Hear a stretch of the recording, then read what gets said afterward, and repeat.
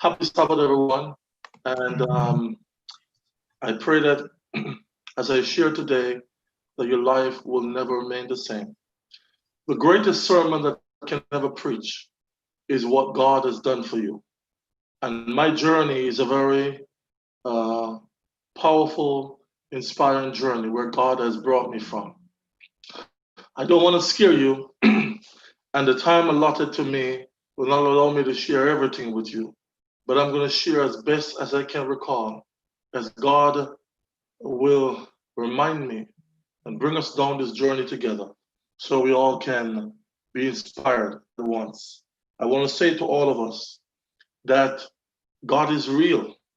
And for those who have wayward children, I want you to pause at this time. Invite your son, your daughter, who is at home with you to tune in and listen to what God has done in one's life and the power of a praying mother.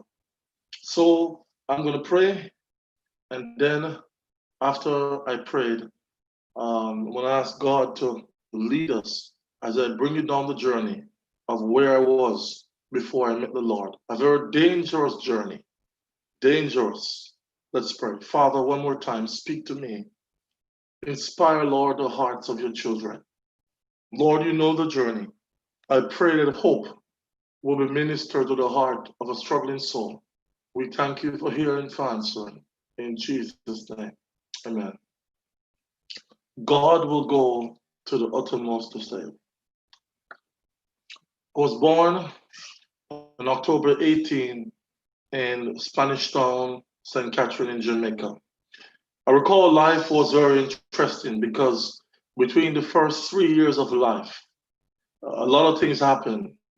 At 3 years old, I remember I used to attend the Old Arbor Kindergarten School, the Seventh Adventist school there. My entire family, um, they were not Christians. I'm talking about my parents and my siblings. But a lot of mothers back then in St. Catherine, especially in Old Arbor, used to love to send their children to the Seventh Adventist school. And so, as life continues, at 5 years old, my mom and my dad broke up and they both went their separate ways. My dad remained at his house, and my mother went to live with her mom, which is my grandmother. And along with two of my siblings, I was the third child of 11 children my mother has, seven girls and four boys. I'm the oldest boy, and I'm the third child for my mother, the second child for my father. But as life continues, different things start to happen. When moving to live with our grandma, she was a well-renowned lady in the community because she used to make uniform. In my country, in Jamaica, they make uniforms for school, in high school, primary school, and in some level of university, you wear uniforms. So my grandma used to make uniforms for a lot of kids. So she was well known in the community. She has six children, five girls and one boy. Her son at the time was living in London, and two of her daughters had migrated to the United States, one in Texas and one in New York. The other three remained in Jamaica, including my mother, and they were all living with her in an extended family home in Sharper Lane in Jamaica. In that time, life began to change because the last child for my grandma, her name was Maria Celestine Ford, and as many of you who are from the Caribbean were watching, and you know, especially in Jamaica, that the last child for the parent is called a Jamaican nickname, a term used in Jamaica, the wash belly, the child that gets the most attention from his or her parent, the child that is given all the attention, or even among the siblings, and sometimes one or the other siblings are jealous of because the last child seems to be the baby sister or baby son who gets a lot of attention. The last child my grandma had a relationship with a gentleman who was not the best of person. Before I tell you what happened with their relationship, as many of you know as well, that whenever the parents has to go to work, it is grandma who is the daycare center. It is not like in North America where we pay people to keep our kids or a daycare center in the various places. In Jamaica, whenever the parent is going to work, 80% of the time, I would say 90. Now things are changing a little bit, but back in my time growing up, 95% of those parents, especially single mothers, will leave their kids with their parent, and most time the grandmother. And so that's how life was. My grandma became my best friend as a young man growing up, entered into elementary school, which we call primary school in Jamaica, which is the first 6 years at that level in school. But I remember while grandma was my best friend, we had so much fun together. My mother used to work in a bar in East Kingston, and she used to come home very late in the night, like 2, 3 a.m. before day in the morning. My mom, life was very challenging for her because she's the one had to take care of us. While the time our parent or father rather was not there for us as we wanted. I never had a father in my life. So the only father figure I had I could have seen was really my mother. And as I must pause to say that mothers cannot be fathers at the same time. Young men need their fathers in their lives, and they need to have their father figure influence in their life.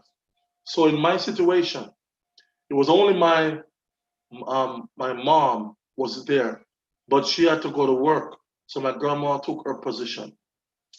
I recall life was very interesting because I love my grandma so much. And only if you who are watching grew up with your grandparent or parents, you'll understand what I'm talking about. Having a connection, a bond of love that no power on earth really understand. But I love her dearly. And we could talk about everything. She taught me how to wash, to cook, to clean, and do all the various domestic stuff. She used to give us a lot of beating as well growing up. And to be honest with you, I miss those days of beating because it's not like here in North America where we try not to discipline kids by beating them. But I used to get a lot of spanking, and I'll be frank with you, some of those spanking actually worked. But I miss those days we had together. But then the last child, going back to her last child, the wash belly, Maria Celestine Ford, she had this relationship with a guy, and he was very abusive. And she got pregnant for him. And my grandma was not pleased because he used to beat her all the time. He used to pay men to watch her at where she used to work. And she used to work at a shopping mall called Gateway Plaza in Old Harbor, St. Catherine, at a wholesale. And he would pay different men to watch her. He was so obsessed with her. He wanted her to have no male friends, no friends as long as they're male. And if her phone rings and any male reach out to her, she would be in a position where she feels as if he feels if she's cheating rather. So he decided no communication with her with any male friends. And if she do behind his back and he find out, he would beat her. And her mother said to her, which is my grandmother, Mar, to her daughter, you need to leave this guy. He's going to kill you. And she replied to her mom, which is my grandmother, Miss Ruby Hockley, Mama, he loves me, that's why he beats me. She thought the love was because the beating was because he loved her. But that was an insane thing to ever think about. But that's what she thought. And he would beat her. And my grandmother said to her, if you don't leave him, he's going to kill you. She decided not to take heed to the warning. So the first child was born. And then now the second child was also born shortly afterwards. Life continues to me in elementary school, third grade going towards fourth grade. And a lot of things begin to happen as the journey of life and things begin to change. So I recall pausing in my own personal life. And I look back and I saw many things happening. So what's going on now? Things begin to change. As she has a second child, the beating was continuing. And my mother was still working at the bar. But my grandma was still around for us. As all of her other grandchildren was there, she would ensure that they get well taken care of. And then the journey continues to a different level. What am I talking about on a different level? Things begin to change. So at another age, I think it was going towards now fifth grade, she now was pregnant with the final child for him. And at that time, it is now three kids, two girls and one boy. But he was extremely abusive. He was very, very abusive. He would beat her still, and those beating would never stop.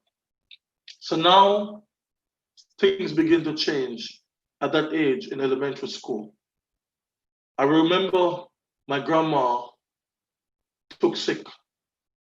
But before she took sick, right before she took sick, my mother was at the bar working one night when gunmen came and robbed the bar. And in those days, after they robbed her, they took all the money. And she used to wear earring inside her ears, those big round earring. And they pulled it out of her ears. And it was pure blood. She was in a serious condition. But then she gave up a job and decided to buy clothes and walk from house to house because in Jamaica you're allowed to walk from house to house in communities and offer your service to sell clothes. Any means of survival was a means of a part of the journey. And so she lost her job and decided to be self-employed selling clothes. My grandma took sick. She found out she had a problem with her kidney. Right after kidney, she had a problem also with cancer. But she was a fighter, in and out the hospital, in and out the hospital. And then I remember the journey turns in 2004, right there in July, when she was in and out the hospital, home nursing. The last time she came home, she was also diabetic. She called all of us inside the family, the master bedroom of the house. Now she was that unifier in the family. No one could keep malice in her presence. She was that unifier. She was that inspiration. She was that person that all of us love and admire. And she was my best friend. She looked at us and said to us, we should stay together as a family. And she looked at her daughter, the one who was with this guy, and said to her, Mar, for the last time, I'm warning you, you need to leave this guy as he's going to kill you. And she decided that, she said, Mama, he loves me, that's why he beats me. My grandmother warned her and said to her that this will be your last time if you continue with him. So now, after that, my grandma went back to Kingston Public Hospital in downtown Kingston in Jamaica. I recall I looked for her, I think it was shortly afterwards, but the following week, or shortly after, I think it was a week afterwards, my mom went back to see her. My mom said when she went to see her, she was on the bed praying for her kids and grandchildren, and they were having a great conversation together. And then right afterwards, she went to the bathroom. And when she went there and she came back, my grandma stopped breathing. And there she blew her last breath. When my grandma died, viewers, members of God's church, it was that moment in my life, the first time I ever recall crying, because I really loved my grandma so much.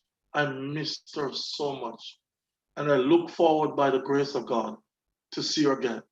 The journey, the memories together was a very beautiful one. It's a lot more than what I'm sharing with you, but she was my best friend. And losing her was like someone ripped a part of my heart outside of me. She died, the family was split. We never had a family reunion again. But then my aunt decided to take the instruction and to leave this relationship, but it was too late. After she left him and a year afterwards, when her son became 2 years old, the last child she has, she was living in an area in Bartons in St. Catherine, but somehow there was a heavy rain at that time in 2005 when I just started high school at Old Harbour High School in St. Catherine. I remember at that same time when the situation was like this, something happened strangely. At the same time, every evening, because I joined the track and field team at Old Harbour High School as an athlete, I used to run races. So I would go training after school ended on the evening shift. Every single day after class, I would go by and I would look for her and accompany her to where she get taxi to go home. But in the same breath, the heavy rain that came had blocked the area. There's a place in Bartons in St. Catherine in Jamaica called Big Pond. Whenever there's a heavy rain or a hurricane and a lot of water, rain fell and the water comes, the river, like a gully or river, comes over on the road, the main road, and the water settled there sometime for 2, 3 days, sometimes even longer. and the vehicle was shut off, was trying to go through the water on the main road. So she had to move temporarily to stay by a cousin of hers, a relative of hers in Claremont Heights, which would be nearer to where she works, into the main city in Old Harbor there. And so while she was doing that, one evening in November, I recall I went by her workplace to accompany her because of her situation with this gentleman. He was very abusive, as I said, and life was not the best place where she's concerned. So now, right there in that situation, I want to bring to everyone's attention what happened now. So I said to her, Auntie Mar, this evening, I'm waiting for you. She said to me, Banton, you can leave me this evening because this evening I will not be able to come at the same time to allow you to take me to the taxi stand because what happened is that I have some stuff to do at work this evening, extra work. So I won't be able to leave so early. So as a result of that, you must leave me this evening. And this was prior to this event on this Thursday evening when I decided to leave my aunt. Her kid's father stopped giving her financial support as a means of getting back to her because he said to her, if he can't get her back, nobody else can get her.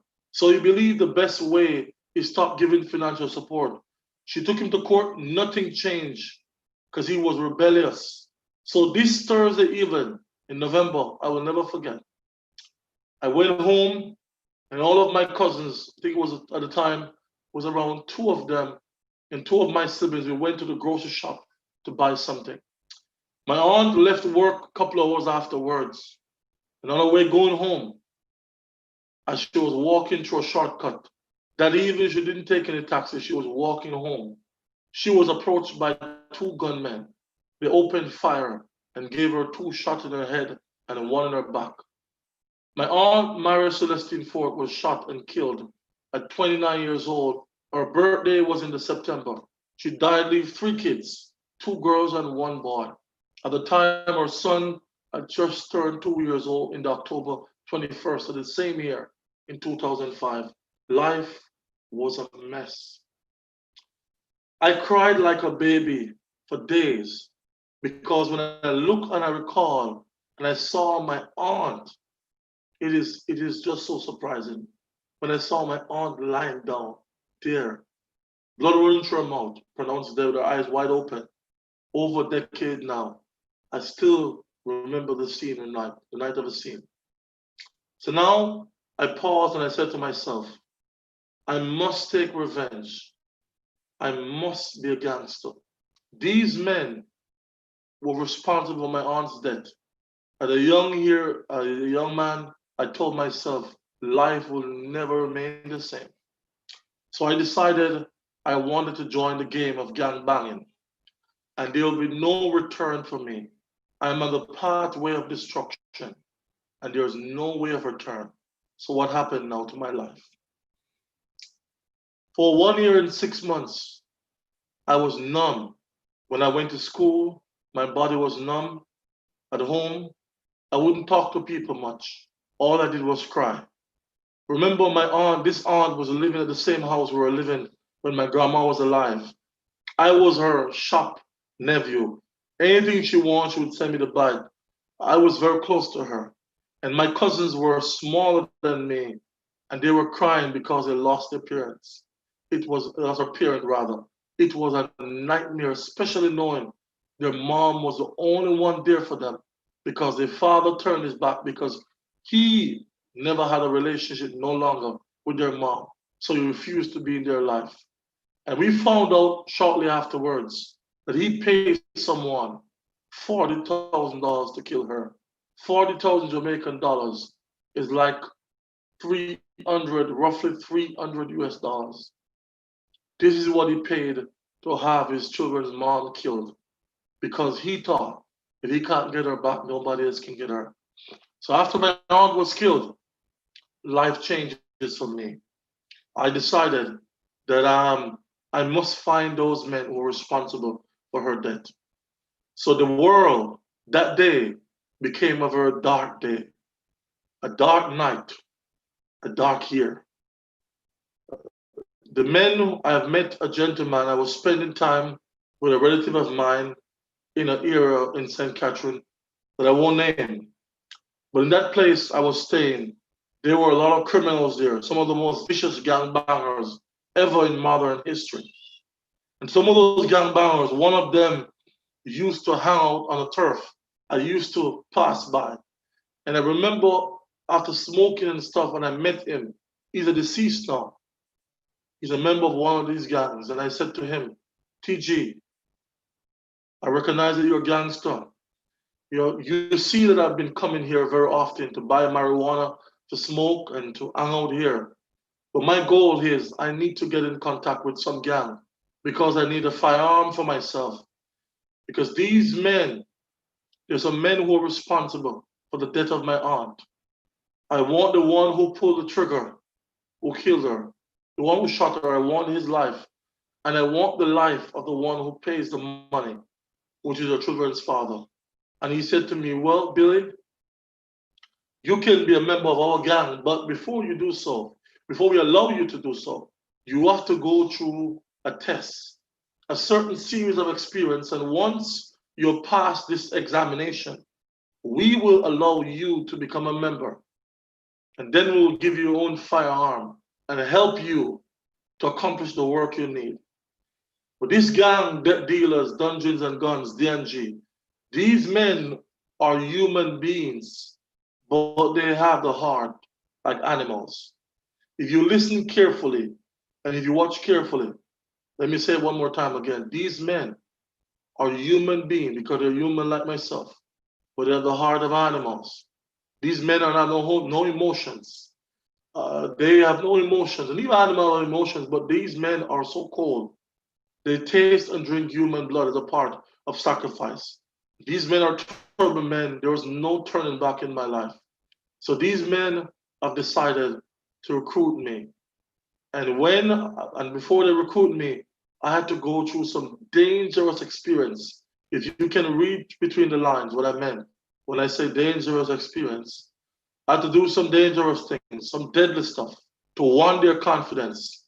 And then I joined the gang. And then the world turns a dark place in Jamaica. Let me now bring you to a trip of what the journey I went down and what happened. So here's what happened now. Number one, my aunt was killed by a man who was paid by her children's father. So therefore, two men is my target and the main reason why I'm going into gang life. Because I want those men life. And I told myself that after those men are killed, then I'm done with gang life. I will give myself into the police, turn myself to the authorities freely.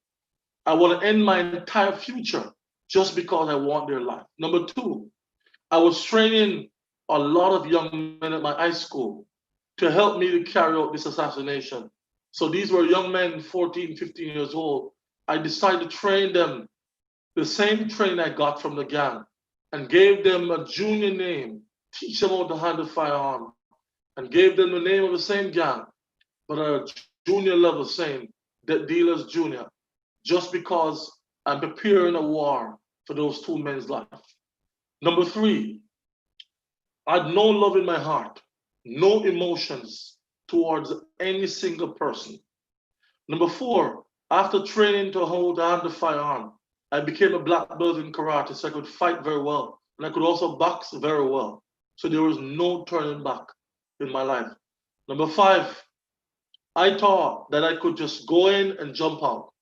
But I forget that evil, and I want to say this to every single viewers, sin or evil has no limit where it will take you. Sin will take you further than you ever plan to go and keep you longer than you ever plan to stay. There are many of us believe we can go into practicing sinfulness or going involved in evil and then all of a sudden escape tomorrow or next week. It doesn't work like that because Satan would keep you there forever as long as he can. Number six, at this stage in my life, I had no belief where God is concerned, where nothing is religion or those things. Those things were never part of my life. And number seven, Everyone in my family turned their back on me, except for my mother. Every single one, except a few family members, 99% of them, backs were turned against me. And they thought I was an embarrassment to the family. They told my mother to kill me in my sleep, to poison me, to send me to prison because I was an embarrassment to the name of the family. Number eight, I had no father figure in my life. And these gangbangers now became the role model of male figure that I needed to see before me. And this is a lesson for all fathers who are watching. No matter how much you provide money for your kids, especially your sons, money alone is not important, but your presence in the life of your son is very crucial to have a father-son relationship. I never had that. So the gangbangers took the place of my father figure and the place of any big brothers. So they are my greatest influence. Number nine, I have now entered into the worst world war zone I've never thought, because I told you I only went there for two things. But I'm going to end up now doing many other things because sin will keep you further than you ever plan to stay. And sin will take you further than you ever plan to go and keep you longer rather than you ever plan to stay. So now my journey going to a different level. Imagine a 13 plus 14, 15 years old son. I started bleach. When I say bleach, I'm not talking about a cream putting on your face. I used to, in Jamaica, the terminology of a bleaching means you stay up all night and watch the gang leader's turf. So any enemy from another turf came by, it is gunfire and back and forth. So I was one of those guys who stay up and watch my gang leader's turf. At 14 years old, my mother wouldn't see me come home until 5 a.m., sometimes 4:30, 5:30 in the morning. Imagine you have a 14-year-old son, a 15-year-old son, who you have never yet in your life before seen. Imagine you have a 14-year-old son. Imagine you have a young son that you have never, ever seen coming home early. Because once I come home from school, take off my clothes, it's straight over to the gang turf. Life was very dangerous, and there is a path of no return. So what will happen? I decided I'm going to a different path. Now, my mother began to pray because at this stage in my life, God is far from my heart. I was a vicious, deadly gangster, and there was nothing could change me now. And at the same time, they'd killed my gang leader mother. And I never knew why the men drink human blood because it's a part of the ritual. There are many Christians today who don't believe demons are real. But before I tell you this, the part of demons, I want to give you some insight of the gang violence. So at Old Harbor High School, I became the gang leader for the school. I run the school. Whenever a teacher is having a problem with a class, the teacher would call me and said to me, and make an appeal to me and said to me, please, I'm begging you. This class is giving me too much trouble. I need you to speak to these students. And I, on the other hand, based on where I'm at and based on my situation, I would go over and say, students, good morning. I want no talk inside this class for the rest of the day. I would be the one so seriously. I would be that person that will calm everything down in the class. The teacher would try to pay me every month to maintain discipline. I run the school. Almost every single day at school, fight would break out. And I was involved. And every single week, I was suspended from Old Harbor High School. Suspension for breaking someone's jawbone, suspension for bursting someone's mouth, for breaking someone's hand. I was suspended almost every single week. But no one understood what was going on in my life. No one understands how the pain of emotion of losing a loved one, that the revenge was so much in my heart that no love was in me. And when they killed my gang leader mother, things got worse in the gang. People were dying every single day. Bloodshed, gun battles in broad daylight. It was a war zone in that section in St. Catherine in Jamaica. shootout going on in broad daylight as the sun was shining. Gunmen, we were actively involved trying to take revenge for the death of my gang leader's mother. When they killed my gang leader's mother, it was the first time I ever witnessed someone drink human blood. And that's when I knew how deadly this thing was. But I never understand fully yet until they actually brought me over to the Spiritism part, which I'm going to share with you shortly. So the gang banging, so imagine 14, 15 years old, involved in shooting, many different dangerous things. There was no hope for me. I was just vicious. There was no turning back. So gang banging, violence was a part of it. I was selling marijuana on the campus. I had students who worked for me, both male and female worked for me. There was no turning back in my life. I was at the worst place. And there was nothing who could ever change me because I was at that stage where no one really understands how deadly life was. So now the men decided to bring me to a different level. After being involved in the gang banging, my mother praying night and day, she's praying, but no changes. So what happened to a mother who's watching right now? You have a wayward son, a wayward daughter that you're praying for. You're praying for them, and yet still there's no change. What do you do when you're praying for your son or daughter and there seems to be no changes? In my book, I wrote on my testimony, there's a chapter I wrote about a mother's prayer. And I made it clear that when a mother is praying for her sons or daughter, and there seems to be no visible changes, angels of God and the Holy Spirit is working behind the scenes. But before I go to give you details of that part, I want you to understand that the more my mother was praying, is the worse my life became. So she was praying, but as she was praying, is the more terrible I became. She is praying for me, but my life it became extremely terrible. Because before I get better, I'm getting worse. But there's one lesson I want everyone to learn about praying for your wayward children. Before things get better, things must get worse. Because that's how the greater the problem, the greater God will get the glory. But at this stage in my life, I became a vicious, notorious gangster, cold-hearted. And the men who were responsible for my aunt's death, the one who pulled the trigger, the one who shot her the night, he died. But the one who pays the money, which is your children's father, he is the one remaining alive. And he is the one at this stage in the journey of gang banging I'm searching for.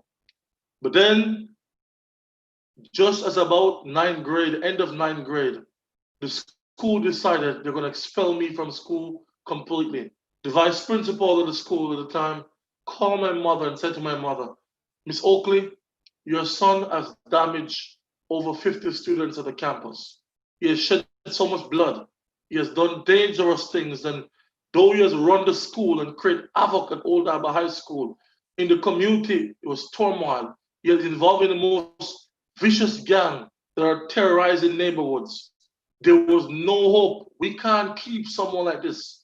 Someone might get shot one day at school because this guy is not just a gangster at school, but outside of school. And he was so terrible. My mother was there wondering, my life at high school will come to an end now. Will I make it past grade 9? Ninth grade was that same year in 2009 when they decided I will not pass ninth grade. So my journey of high school seems to be coming to an end or come to an end, but there was one ray of light coming if I should continue high school or not. So shortly afterwards now, they introduced me to the demonic worship because of how terrible I was as a gangster. There are many Christians who today who are listening right now as well. Some who don't believe that demons are real and don't believe in a lot of things that are going on as it relates to the forces of darkness. As I share with you this part, I want to bring to your attention a text in the Bible and a couple texts. The first one, in Ephesians chapter 6 and verse 10, as Paul was warning the brethren in Ephesians, he came to a conclusion to warn them in his final appeal to them. In his letter to the churches, Ephesian churches, he said to them, finally, my brethren, be strong in the Lord and in the power of his might. Put unto you the whole arm of God, that ye may be able to stand against the wiles of the devil. For we wrestle not against flesh and blood, but against principalities, against powers, against the rulers of darkness of this world, against spiritual wickedness in high places. I want to let you know something, that demons are real. Revelation chapter 12 and verse 7 to 9 tells us that there was a war in heaven. Michael and his angels fought against the dragon, and the dragon and his angels fought back, but they prevailed not. Neither was there a place found anymore for them in heaven. And the Bible said a great dragon was cast out. That old serpent, which is called the devil, Satan, he was cast out to the earth, and his angels were cast out with him. 1/3 of Satan and the angels that fell from heaven, those angels became angels of darkness. They became demons. They became the forces of darkness, and they're actively real. In 2017, 7 years after my conversion, in Jamaica, the military was doing a curfew, a national emergency in the country, because the murder was going tick up. We had over 365 murder in one parish alone. And so they were trying to understand what was going on, and they found something that I'm going to share with you right now. In 2018, 8 years after, they came out in an article, the then Minister of National Security, and you can Google the paper, the newspaper, you'll see the article he wrote in January 2018, when he came out publicly and told Parliament that they found devil altars in the country with human sacrifices. And so now when this article came out, my phone rang all over. People were asking me, you told us 8 years ago this testimony, and we never understand that this was real in Jamaica, but now we found out. So let me tell you what happened now. First of all, there's 3 sections to it. But the first stage I went to, they take me inside the bathroom. And then I have to take all my clothes off. They put a base on the ground and sprinkle the base with water, a liquid inside the water. And then it became black. The water becomes black in its color. And I have to bathe in that water as if I was taking a shower. When the grease from that they put inside the water is dried on my body, they light a coal pot, burning some stuff inside of the smoke, and I have to pass over it. And then they do something else to me, which I can't tell you publicly. And then they kill an animal, and they put the blood on your forehead, and sometimes you have to taste the blood of the animal. And when that is done, then you stand there. You stand for like 20 minutes, and then you see the literal form of demons coming and enter inside the body. And when the demon decides to enter inside the body, this is now a nightmare. There is no hope. And I want to let you know something. When the demons entered into me, I felt like I was unstoppable. There was no hope in my entire life. So now, at this stage in my life, what's going to happen to me? Because now there's 7 factors against me serious. Number 1, I'm deeply engaged in gang violence, involving shooting, various vicious stuff. Number 2, I now have joined this demonic worship where I must attend meetings at least 4 times a week. Sunday in the day, Sunday night, Wednesday night, Friday night. If you miss 1 week, you're dead. You have to go through all the rituals. And these are vicious rituals, which I can't tell you all the details of. But one of the requirements, you have to taste human blood. It's a part of it. So there was no hope and no cure for my life. Number 3, there's no way God was involved, because at this stage, there's no belief in God or nothing religious was a part of my life. Number 4, revenge was still fresh in my blood, because I wanted a man who paid for my aunt to be killed. I want his life. And number 5, the next one, that is really a factor. There's no way I could become a Christian, because 1, I will also need a firearm to protect me, and I would not give up my firearm for nothing. And the next thing, that everyone in my family turned their back on me, but my mother was still praying. And I want to get some detail about my mother's prayer.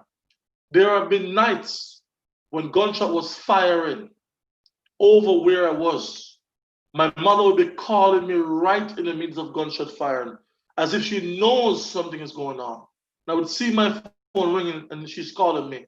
I know she's praying with me. I have one hand holding the phone, and the other hand looking, holding on to my firearm in those days. She prayed night and day. She prayed. Sometimes when I come home, her pillow was wet with tears. She waited until I reached home most of the time to pray in my presence, to ask God to intervene in my life. It was very painful for her. She cried. Jerkin says tears are language. Only God can understand. But I want to let you know something. I just gave you part one of the testimony, but I want to give you a little more context. At this stage, there was no hope for my life. Locked up, out of jail, locked up again, out of jail. The principal at Old Harbor High School decided to give me one more semester of a chance. In that one semester, a lot of things started to develop, but there was still no hope for my life. My mother was praying. There was still no hope for my life. Everything in my life went apart. I was on the path of no return. Everything failed. Every effort failed. I was locked up. I've gone through all those processes. I've started to have a literal conversation with demons. There was no hope. How can God change someone who don't believe in him, who don't believe in religion? How can God change someone who everyone in their family turned their back on him, except for his praying mother showing love? How can God change someone who has no father figure in his life and all his role models were gangbangers?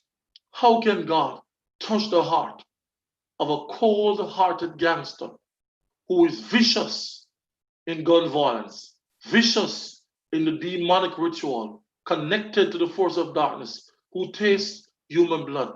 How can God change someone who has revenge deep down inside his heart to take revenge and all the persons involved? Only one alone died, and the one I'm searching for is the children's father. How can God change someone who has no interest in changing? And how would a mother react? You're praying for your son, you're fasting, you're praying, and you're praying for almost 4 years, no breakthrough. Up to this point, she was praying for almost 3 years, but there was no breakthrough. What do you do after praying for almost 3 years and then going beyond 3 years and you're not seeing the result? What do you do? Who do you pray to? And how do you react? How can God touch the heart of someone who is completely in the camp of Satan, who attend rituals 4 times a week? It's a question. All those questions can be answered, but will not be able to be answered in the short time allotted. So I pause to let you know, on my next visit, by the grace of God, I can give you part 2 to tell you how God got my attention. That part will take a little time. And that part will explain the details of how God get a godless person through the power of a mother's prayer. This will be one of the greatest miracle stories you've ever heard when you hear what God has done for me. But as we pause right now, I want to speak to a mother who is praying for her son, who is praying for your daughter. You see, there is no hope. They once go in the church, have left. Some of you, your children never came into the church, and you're praying for them as well. Should you give up after 2, 3, 4 years of praying? When you hear part 2 of my testimony, you will recognize that one of the greatest weapons in the entire world is the power of prayer. And I want to say to all mothers, never stop praying for your wayward children. Fathers as well too. But I'm speaking based on my story from a mother's perspective who prayed for me. And today, look at the power of the living God, transformed by His grace, transformed by His power. After my conversion, almost my entire family became a member of a Seventh-day Adventist church, accepted Christ, joined the church. After my conversion, I became deputy head boy for the high school. After my conversion, a pastor heard my testimony, took me under his wings, trained me Bible work, and put me in the field to preach. And from then, the rest is history. 10 years and a couple months into the church now, 349 precious souls have accepted Jesus Christ through the ministry. I formed the prayer ministry shortly after my conversion. It has grown to have hundreds of people praying through the power of prayer. I met my wife at the university down in Jamaica, NCU. Got married after courting for over 2 years. God blessed our journey with a beautiful baby daughter, Isabella. God gave me a transformed life. He gave me a family. He gave me a ministry.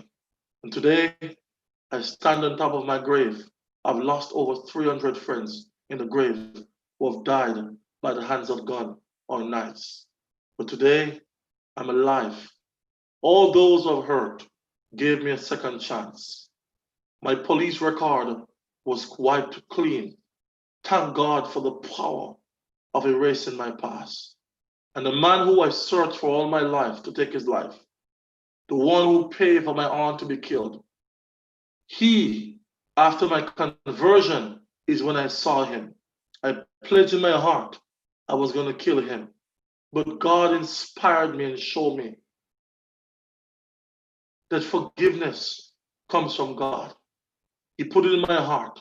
And just 2 years ago, that same man who I was going to kill back in the days, he have joined God's true church. He has given his heart to Jesus and he has joined God's church. Look at the miracle of God. Today, I got the privilege of traveling all over the world to tell others that Jesus Christ is real. But on my next visit, I'll give you the details of the conversion. I'll just give you a synopsis of where I went down the path of destruction and what was going on. But the part of how God got my attention is the most powerful part. And the miracles He revealed, when you hear those miracles, if you never believe in God before, you have to be prompt that God is real. If you're an atheist, you cannot deny the existence of God. And if you're a member of God's church, when you hear that part too, your life will never remain the same. To hear the details of the power of the living God, how He reached me. I just skipped ahead and give you a little bit of the outcome. However, the best is yet to come in sharing the details how God got my attention. Until then, let us remember, it is no secret what God can do. What He has done for me, He can do it for you. With men, some things are impossible, but with God, all things are possible. My life was on a pathway of no return, but God intervened. On my next visit, you'll hear what He has done. God bless you.